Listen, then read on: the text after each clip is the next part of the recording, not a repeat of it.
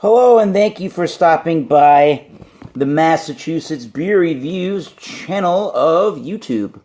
Get out of the light there. I am Thomas Metal 75, and this is your Massachusetts Beer Review. And today, in the bottle, we have from the, I believe it's pronounced Elysian Brewing Company. They are in Seattle, Washington.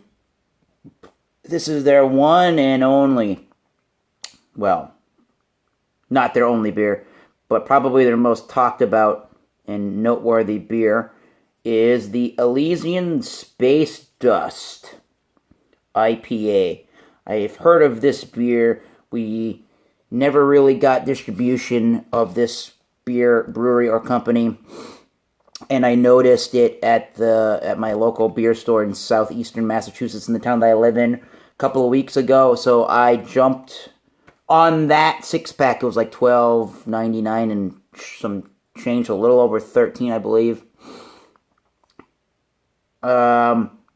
Yes, they're based out of Seattle, Washington, and they say here, brewed and bottled by Elysian Brewing Company, Inc., Seattle, Washington, and Fort Collins, Colorado.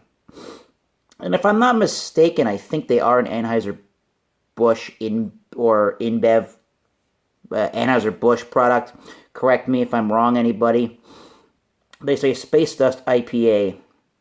The hopping is pure Star Glow energy with Chinook to bitter and late and dry additions of Citra and Amarillo. They're also using some kind of German two-row premium C15 malts, and there's some other kind of a malt that is escaping me right now. It's 8.2% alcohol by volume, and they actually say on the website, even though this is technically being considered a double IPA, that it's a light to medium bodied beer. For a double IPA, we're going to have to see on camera if I think that. I've had a couple of the beers from the six-pack, so I'm not going into this entirely fresh, but fresh in the back of my mind. But I will let you know live on camera what I'm thinking here. So here's the Elysian Brewing bottle cap. It just has some leaves and hops on it. It's nothing to write home about, but it's cool. And by the way, this is coming in bottled on July 9th, 2017, so not the oldest IPA on the market. Had a Kolsch with some ribs and sausage for dinner, so I'm going to use my Pilsner glass with this one. I think that'll be perfectly acceptable with this brew, as it is an IPA, a double at that. I don't remember, but I think it might have some sediment. There's a dollop of the head right there for you. You can't really see him, but there he is. All right, there's the Space Dust Man hop guy. All right, this is your classic orangey West Coast looking IPA. Orange, hazy, and your typical bone white kind of looking eggshell-ish head. I think no, it's just kind of hazy. If I see any of that sediment, I would let you know. It smells like a traditional West Coast style IPA. Lots of pine notes, lots of pine resin, lots of hop oils, lots of bitter, grassy, earthy, dank kind of hops. Definitely grapefruit. Definitely the pineapples. Definitely not tropical juicy notes, just the tropical notes. And pine needles. And some white bread in the background. A nice underlining sweetness to round everything out. Definitely a lot of resins and oils. I think it's 62 IBUs. Smells pretty on the hoppy bitter side. So again, Space Dust IPA, Chinook, Citra, and Amarillo hops. Cheers.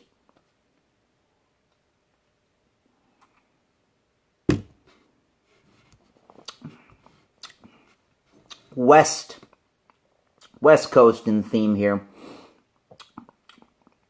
Lots of pine needles. Lots of hop oils and resins. Bitterness is sticking around for a little while. Definitely toffee notes, definitely the caramel malty notes.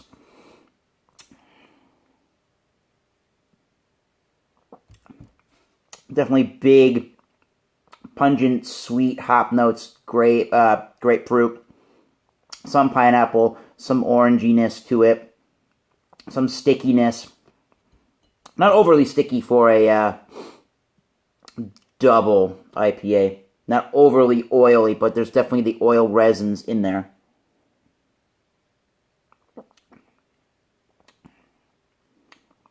Definitely orange and grapefruit at the end there. And it's chewy a little bit, not too bad. It sort of makes you salivate a little bit. It's very crisp. It's actually kind of refreshing. Probably in the low 40s, in 40 degrees Fahrenheit, in the low 40s in my refrigerator.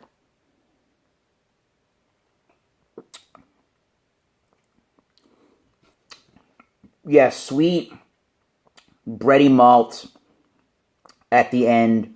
You're getting the bittering. There is some dry hopness to it. It does kind of have that sensation to it. The caramel malt is in there, and you're getting all of that stuck in with those resinous hops at the end. And it'll stick around for some time. I'm not really too sure how to say all of that, but it's all kind of sticking together at the end. Is this like the biggest tasting double IPA on the market? No. Is this a really good one? I'd say it's pretty good.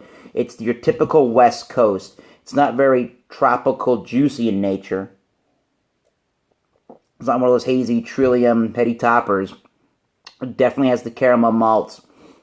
And it's definitely more on the pine sap resin quality with the toffee malts. Which reminds me, the toffee and that caramel malt reminds me more of the West Coast than anything else. So, I mean, I've heard a lot about Elysian, or if that's how you pronounce their name, Elysian, by way of Space Dust. Even if they are a subsidiary at this point, or they're not subsidiary, but even if now their ownership is Anheuser-Busch, I don't care. This tastes really, really awesome. Yeah, they said light to medium on the body. On their website, I would say it's on the high side of medium. Maybe not quite full-bodied. But there's a lot of dank, bitter notes at the end. It's not quite as dank as a New England-style IPA that almost tastes like Woodstock 1969, if you know what I mean.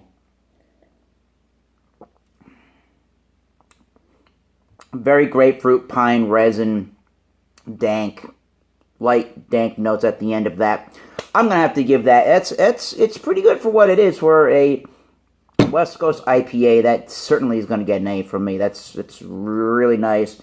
It's actually really refreshing for what it is. I don't know if I would want this style around all the time.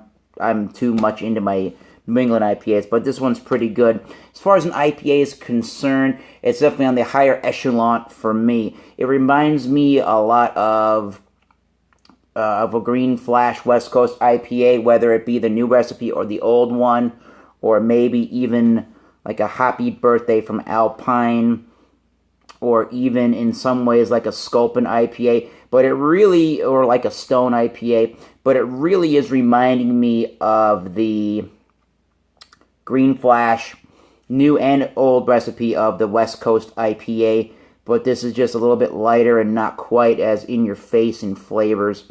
And I think that this is a little bit more of a refreshing quality beer to it. So, you know what? I'm going to give that an A. I'm going to give that a 90. This is pretty good. I mean, it's like 12, it's 13 and change after tax in Massachusetts.